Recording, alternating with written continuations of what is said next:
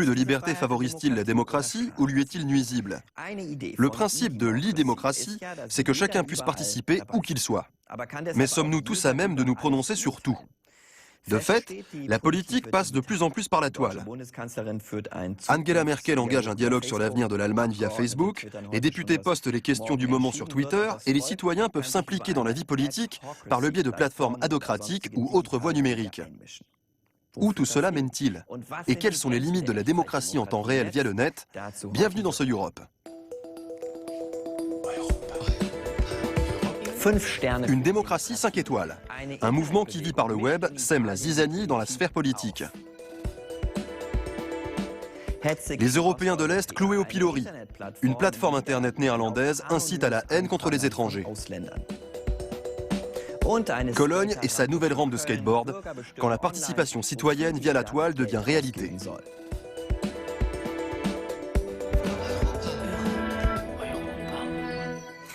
Le Vaffanculo Day, la journée du va te faire foutre, c'était en septembre 2007 en Italie. 10 000 manifestants, pour l'essentiel des gens plutôt jeunes et instruits, ont défilé aux quatre coins du pays en montrant symboliquement leur postérieur. Comprendre, les vieux partis peuvent aller se faire voir. Et d'une certaine façon, ils ont obtenu gain de cause. Les vieux loups de la politique s'étonnent encore des retombées qu'ont eues ces manifestations. Ce mouvement, qui mise tout sur le web, connaît en Italie un succès comparable à celui des pirates en Allemagne. Comme eux, les adeptes de ce non-parti appellent à la démocratie par le bas et à une révolution culturelle. Il ne faut toutefois pas les confondre avec les pirates, car enfin, ils sont italiens. Parme, vénérable patrie du jambon éponyme, du parmesan et des pâtes à la parmigiana. Qui aurait cru que cette grande ville bourgeoise serait le théâtre d'un bouleversement politique via le web? Voici le grand perturbateur de Parme et de toute l'Italie, Beppe Grillo. Ce célèbre humoriste reconverti en agitateur d'idées sème un vent de panique dans la sphère politique depuis qu'il a fondé le Movimento 5 Stelle, le mouvement 5 étoiles, il y a 5 ans. Entre-temps, le mouvement a conquis la mairie de Parme. Marco Bosi, son porte-parole, nous explique pourquoi. La différence fondamentale entre l'Internet et les médias traditionnels, c'est que la toile met la politique à la portée des jeunes, qu'elle leur permet de participer à cette politique que les hommes du gouvernement ont tant malmenée. La politique est une bonne chose, à condition qu'elle soit menée correctement et que tout le monde puisse s'en mêler. Le QG du parti, une terrasse de café, place Garibaldi, au pied de la statue de ce grand héros national. Son outil de travail, une tablette numérique. C'est ici, sur la Piazza della Pace, la place de la paix, que Grillo a enflammé une foule de 10 000 personnes durant sa campagne, en enchaînant les phrases coup de poing. Il y a plus de repris de justice dans le Parlement italien qu'au Turkménistan, s'indigne-t-il par exemple. Et ça prend. Beppe Grillo est le mégaphone, le porte-voix du mouvement. Le nombre d'adeptes serait passé de 300 ou 400 à 10 000 personnes en fin de campagne, et tout cela grâce à Grillo. Ainsi, le mouvement a triomphé à Parme, où Federico Pizzarotti, 39 ans, informaticien de métier, a obtenu 20% des suffrages au premier tour et 60 au deuxième. Il est donc maire de la ville depuis 4 mois. Nous avons d'abord touché les jeunes par le biais d'Internet. Mais aux dernières élections, le mouvement a été élu par des partisans de toutes les tranches d'âge pour une raison simple. Les jeunes ont expliqué à leurs parents et grands-parents quel était le but du mouvement 5 étoiles et pourquoi il fallait voter pour lui. Pizzarotti n'est pas seulement bel homme et beau parleur, il a aussi un vrai programme. L'ancien maire a laissé 800 millions de dettes. Il s'agit donc d'imposer un peu de rigueur tout en favorisant les initiatives des administrés. Comment? Via le net, bien sûr. Et pour participer à la politique de la ville, il suffit d'avoir une carte d'identité. Une fois enregistré sur la plateforme, chaque citoyen peut influencer les décisions du conseil municipal. Il ne faut plus que tout soit délégué aux élus. L'égoïsme doit céder la place à un grand travail d'équipe. C'est notre objectif. Les citoyens doivent participer, faire des propositions et mieux encore apporter leur contribution directe, par exemple en tondant les pelouses publiques. J'espère que cette collaboration généralisée via la toile aidera la ville à résoudre ces problèmes. C'est un début. Après tout, Federico Pizzarotti n'est maire que depuis 4 mois. La génération Internet au conseil municipal? A-t-on affaire aux nouveaux dirigeants de la ville? Non, ce ne sont que des lycéens venus faire un stage à la mairie. Le maire adresse quelques remerciements, puis félicite les stagiaires en les encourageant à persévérer. La participation via le web, maître mot de sa politique et du mouvement Cinque Stelle, est un principe qui fait fureur. Aurait-il aussi conquis les lycéens? Je n'achète pas le journal. Par contre, j'utilise beaucoup Internet. C'est comme ça que je m'informe sur ce que fait Cinque Stelle. Beaucoup de jeunes s'engagent en politique grâce à Cinque Stelle pour faire passer les idées qu'ils estiment justes. Tout cela est l'œuvre d'un homme. Beppe Grillo, 62 ans, un showman provocateur au discours assassin qui est aussi le blogueur le plus lu d'Italie. Son programme nébuleux mêlant écologie et altermondialisme n'est pas sans susciter moult controverses. D'aucuns le voient comme un despote. Toujours est-il que la classe politique tremble devant lui. Car ce nouveau pouvoir de décision collectif via la toile façon Beppe Grillo oblige la politique à la transparence. Qu'en pensent les étudiants ? Internet aide Cinque Stelle à toucher les jeunes et à les inciter à s'engager. Mais moi, je ne suis pas très douée pour la politique. J'avais perdu confiance en la politique avec Berlusconi, qui ne pensait qu'au bunga bunga. Alors, suivre l'exemple de Beppe Grillo? Peut-être pas. Mais voter pour le mouvement 5 étoiles, pourquoi pas? Les derniers sondages lui donnent 20% sur l'ensemble de l'Italie.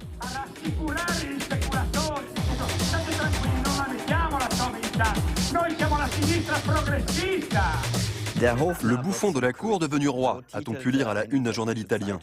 Il ne serait pas le premier humoriste à avoir été sous-estimé. On ne peut toutefois pas être contre plus de démocratie avec le net. Si? Quelques avis. On peut critiquer la politique ou tout ce qu'on veut en restant anonyme. Personne ne sait qui on est. Oui, c'est confortable comme mode de discussion. On peut dire ce qu'on pense sans que personne ne sache qui on est. On n'est pas obligé d'être poli. L'Internet permet à tout le monde de se faire entendre. Mais c'est un média très puissant, alors tout dépend de l'usage qu'on en fait. C'est très facile de lancer de fausses rumeurs et souvent, les gens prennent ça pour argent comptant. Par exemple, quand quelqu'un poste une info sur Twitter, ceux qui la lisent ne cherchent généralement pas à vérifier si elle est vraie. Oui, les sources du web sont infinies et souvent mystérieuses. Et cela a des côtés très négatifs. Je pense au cybermobbing. On peut maintenant casser du sucre sur le dos de n'importe qui en tout anonymat. Et aussi incroyable que ça puisse paraître, le parti d'extrême droite néerlandais PVV y recourt sans vergogne. Son leader lui-même, Geert Wilders, a créé une plateforme sur laquelle il incite la population à dénoncer toutes les nuisances occasionnées par les ressortissants d'Europe de l'Est. Les citoyens sont donc invités à donner libre cours à leur xénophobie en toute légalité. Vous en avez contre les ressortissants d'Europe de l'Est?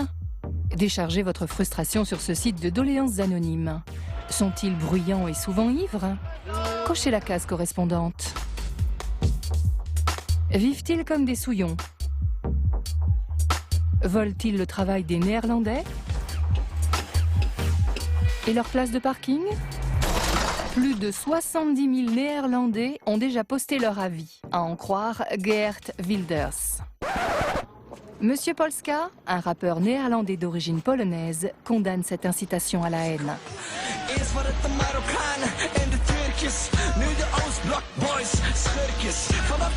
Après les Marocains et les Turcs, c'est au tour des méchants Polonais, chante Monsieur Polska. Le rappeur essaie de prendre les choses avec humour. Il est venu vivre aux Pays-Bas quand il était enfant et s'est assez bien intégré, nous dit-il. Il a même été élu Polonais de l'année par l'ambassade polonaise.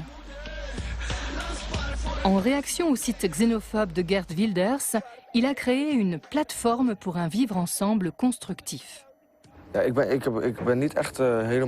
En fait, je ne suis pas un mec très engagé. Si j'ai créé ce site, c'est en réaction au sien. Le web est un média très puissant. Tout le monde s'en sert. C'est rapide et ça permet de toucher les jeunes. Olga Meking n'a que des expériences positives avec les Européens de l'Est, déclare-t-elle sur le site de M. Polska. Cette jeune Polonaise fustige la plateforme de Geert Wilders sur son blog et s'indigne qu'on puisse dénoncer des gens anonymement par un simple clic. Pour ceux qui ont envie de critiquer, de casser du sucre sur le dos des Polonais, des Bulgares ou des Roumains, il n'y a pas plus facile que d'aller sur ce site. Leaders et membres du Parti de la Liberté rejettent toutes les demandes d'interview. Ils ne veulent manifestement pas avoir à s'exprimer au sujet de la plateforme. Pas facile non plus de savoir qui au juste cautionne ce site. Je n'aime pas ce site, si c'est ce que vous voulez savoir. Enfin, on daigne nous répondre. Connaissez-vous ce site ? Ce qui est bien avec ce site, c'est que le PVV ose aborder les problèmes que les autres partis occultent toujours. C'est précisément à cause de ce qui est écrit là que j'ai voté pour le PVV. Il y a trop de parasites et trop de criminalité. Je trouve ce site bien. Il y en a qui ont envie d'exprimer leur mécontentement. Ils voient des gens voler et conduire en état d'ivresse, et ce sont toujours des Russes et des Polonais. Des milliers de plaintes ont été formulées à l'encontre du site auprès du Bureau de lutte contre la discrimination via le web. Mais le site est hélas légal, et ce n'est pas un hasard si le leader populiste s'exprime presque exclusivement sur Internet. Il ne parle presque jamais à la presse. Il préfère communiquer sur Twitter, c'est bien plus commode. On peut vociférer tant qu'on veut sans être entraîné dans un dialogue. Il fait la même chose au Parlement. Il refuse la discussion. Il dit toujours « Je refuse de discuter avec un imbécile ». Tu sais le plus drôle ? Quand je suis arrivée en Hollande, je me suis fait tabasser sur la place du village. Et maintenant, je suis un bâtard, un monstre. Ah, ça me fait bien rire. Monsieur Polska voulait juste faire de la musique. Mais depuis qu'il a créé son site, on l'invite à dialoguer avec des politiques sur les plateaux télé et aux conférences de presse. Je me retrouve à faire de la politique alors que ce n'était pas du tout mon intention. À la base, je ne m'intéresse pas à la politique. Je ne suis pas les débats télévisés en temps normal. C'est pas mon truc. Mais en créant mon site, c'est comme si j'avais commencé à dire quelque chose. Alors maintenant, je suis obligé de continuer. Il veut désormais poursuivre ce début de combat pour l'entente entre les peuples. Et pas seulement dans le monde virtuel du net, mais concrètement, dans la vie réelle.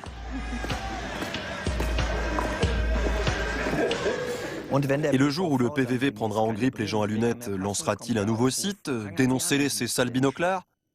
C'est peu probable, car le Parti de la Liberté est en perte de vitesse. Aux dernières élections législatives, voilà quelques semaines, il a perdu un tiers de ses voix. Passons maintenant à une expérience plus sympathique. Une communauté d'internautes essaie de sauver un club de foot par le web. Cela peut-il fonctionner ? La démocratie par le bas via Internet ? Pourquoi pas ? Après tout, le football, tout le monde connaît. À l'est de Londres, dans l'estuaire de la Tamise, Ebbsfleet. Une ville connue uniquement parce que l'Eurostar s'y arrête. Et pour son club de foot, Ebbsfleet United, le premier au monde dont l'administration soit confiée à des actionnaires internautes. Je ne crois pas en Internet, déclare Peter, le directeur du club. Sans Internet, notre club serait mort depuis longtemps, affirme Trevor, un des propriétaires du club. L'important, c'est que les caisses se remplissent au plus vite, dit Liam, l'entraîneur. tandis que Gary, journaliste, regrette l'euphorie d'autrefois. Ebbsfleet United a plus de 100 ans et traverse actuellement une période difficile. Le club peine à se maintenir dans la 5e division anglaise. Mais grâce à Trevor John et à MyFootballClub, la communauté d'internautes qui a racheté le club Ebbsfleet United il y a 4 ans, il échappera peut-être au déclassement. Trevor a fait œuvre de pionnier en participant à cette toute première expérience de gestion mondiale en ligne d'un club de foot. Un projet ambitieux. MyFootballClub a débuté avec 20 000 membres. Et depuis, nos rangs n'ont cessé de gonfler. Un an plus tard, on en était déjà à 34 000. C'était en 2008. À l'époque, on a même remporté la Coupe d'Angleterre amateur à Wembley. La communauté d'internautes a déboursé près d'1 million d'euros et endossé les dettes du club pour devenir son actionnaire majoritaire. À l'époque, cette nouvelle expérience avait emballé le journaliste Gary Andrews. Le projet myfootballclub.com séduisait énormément du fait qu'il mettait la gestion du club entre les mains des supporters, qui devenaient responsables du financement comme du recrutement. C'était du jamais vu et c'était passionnant.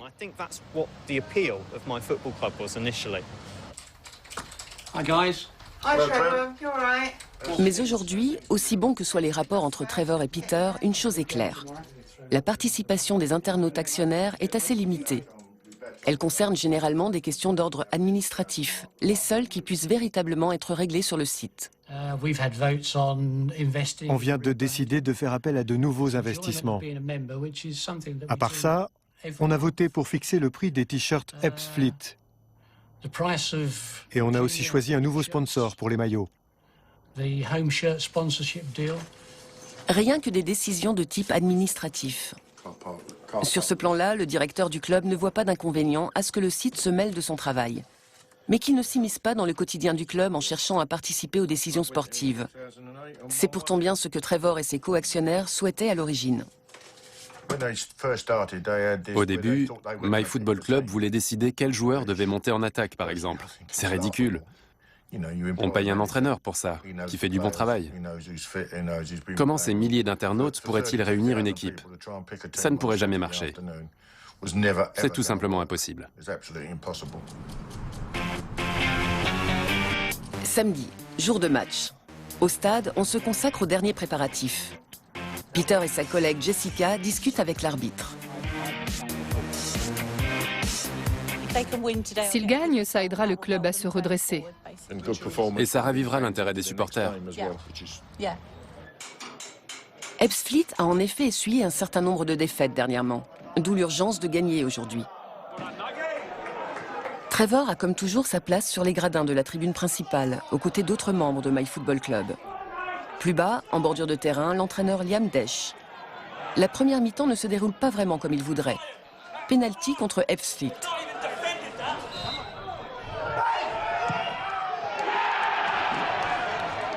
L'adversaire marque le premier but. Beaucoup de supporters sont déçus, pas seulement par l'équipe, mais aussi par les internautes qui assurent la gestion du club. Il ne me semble pas apporter grand-chose. On a besoin d'argent, de plus d'investissement. Pour l'instant, on n'arrive à rien. MyFootballClub perd de plus en plus d'adhérents. C'est pour ça que ça n'avance pas. En effet, si la communauté comptait 34 000 membres il y a 4 ans, elle n'en compte plus que 1300 aujourd'hui, qui doivent de surcroît débourser plus, la cotisation annuelle étant passée de 44 à 63 €. Après des débuts ambitieux, MyFootballClub semble déjà moribond. Si le nombre d'actionnaires se réduit encore, si davantage d'internautes se retirent de la communauté et qu'on passe au-dessous d'un certain seuil d'adhérents, on pourra dire adieu à MyFootballClub. Notre image est en train de changer. On cherche de nouvelles stratégies commerciales pour toucher de nouvelles cibles. En tout cas, pour l'instant, on a encore la tête hors de l'eau. Ce samedi-là, Ebbsfleet United relève enfin la tête. Il reprend l'avantage et l'emporte finalement 3 contre 1. Trevor va sans plus attendre sur Twitter annoncer la victoire à toute la communauté.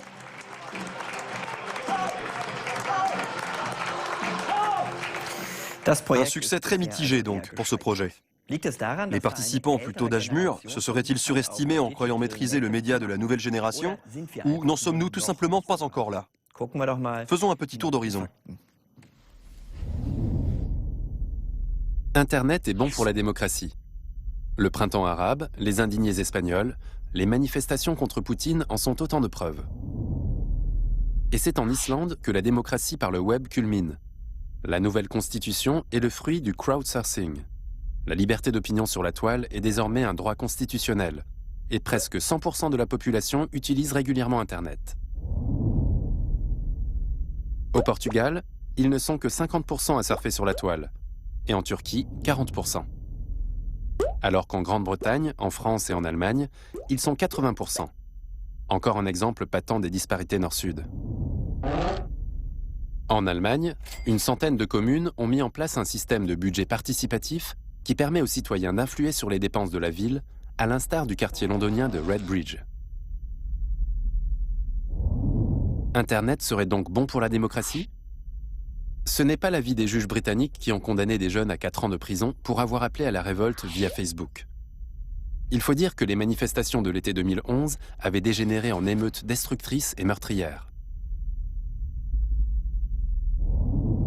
Et si Internet est bon pour la démocratie, il l'est aussi pour Google, Facebook, Amazon et Apple, qui contrôlent 80% des échanges de données et jouent de plus en plus souvent le rôle de censeur quand quelque chose va à l'encontre de leur stratégie commerciale.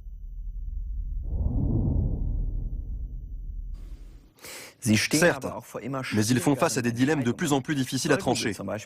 Google doit-il bloquer l'accès aux films sur Mahomet, qui suscitent tant de réactions haineuses voire meurtrières, ou est-ce de la censure? Pour avoir une réponse rapide à cette grande question, il suffit de la poster sur le net. Est-ce le oui ou le non qui obtient plus de « j'aime » Il n'y a plus qu'à compter. C'est le principe de base de l'e-démocratie. Dans une forme un peu plus élaborée, elle est déjà à l'essai dans plus d'une centaine de communes allemandes. Est-ce que ça marche bien? Voyons un peu. Mara voulait une aire de jeu en bas de chez elle, et son père lui en a construit une. Enfin, fait construire, et cela par l'intermédiaire du web, et plus précisément grâce au système de budget participatif en ligne mis en place par la mairie de Cologne. Une plateforme Internet sur laquelle les habitants peuvent faire des propositions visant à orienter les dépenses de leur ville ou à lui faire faire des économies. Des idées, il n'en manque pas. Je voudrais que la rampe de skateboard de Nippes soit agrandie. Je voudrais qu'il y ait plus de crèches à Cologne. Plus de terrain pour jouer au foot. Que les pistes cyclables soient rénovées. Que la ville ne sponsorise pas que le club de foot de Cologne, mais aussi d'autres clubs sportifs. Chaque année, environ 600 requêtes de ce genre sont enregistrées sur le forum, où d'autres internautes peuvent les commenter et juger de leur pertinence. Les projets qui remportent le plus de votes favorables sont placés en tête de liste. Les élus sont alors tenus d'en discuter. L'aire de jeu de Mara fait partie des projets qui ont abouti, tout comme cette rampe de skateboard qui était 5e sur la liste des projets prioritaires. Le conseil a voté pour et débloqué un budget de 50 000 € pour l'agrandir. Ça a super bien marché. Ils sont en train de faire exactement ce qu'on a demandé. Franchement, c'est génial. Cologne montre l'exemple. Mais comment cela se passe-t-il? Très bien. 10 000 personnes participent au projet qui en est bientôt à sa 4e année. On espère amener encore plus de gens à participer. Pour nous, c'est le début d'un rapprochement entre l'administration et les administrés grâce à une participation citoyenne active. Plus de participation par le vote en ligne ne signifie pas nécessairement davantage de démocratie. L'Internet n'est-il pas parfois un obstacle pour les personnes âgées notamment? Ceux qui peuvent aller sur Internet peuvent participer. Et voilà tout. Internet est aujourd'hui le moyen de communication par excellence. Peut-être pas, parce qu'Internet, c'est surtout pour les jeunes. Comment pourrait-on faire autrement? J'aime Internet. Pour moi, c'est une bonne idée. En effet, le projet implique surtout la tranche des 30-60 ans. Et la génération Internet dans tout ça? Aucune idée. Aucune idée. Non, la politique, ça ne m'intéresse pas. Pas du tout. Pour moi, la politique, c'est quelque chose qui existe, mais qu'on ne peut pas changer. Le défi, c'est d'amener les gens à s'intéresser aux affaires de la ville et de leur faire comprendre ce qu'ils gagnent en y participant. C'est encore trop flou. L'obstacle, ce n'est donc pas tant Internet que le désintérêt des citoyens pour la politique. Car enfin, ce sont toujours les élus qui ont le dernier mot, et non pas la communauté d'internautes. Par exemple, leur vote avait fait parvenir en 3e place des projets prioritaires celui de ne plus sponsoriser le club de foot de Cologne. Les responsables politiques n'ont pas osé le mettre en œuvre. Le net ne résoudra certainement pas tous les problèmes de la démocratie, mais il peut favoriser son progrès. Aidez-nous en nous postant vos avis sur notre page Facebook ou notre site web. Salut! J'aime l'Europe parce que pour moi, c'est synonyme de liberté. On peut aller partout, prendre la voiture pour aller à Paris ou le train pour aller à Londres. On a vécu en Chine et c'était bien plus compliqué. Idem aux États-Unis. C'est pour ça que j'aime l'Europe.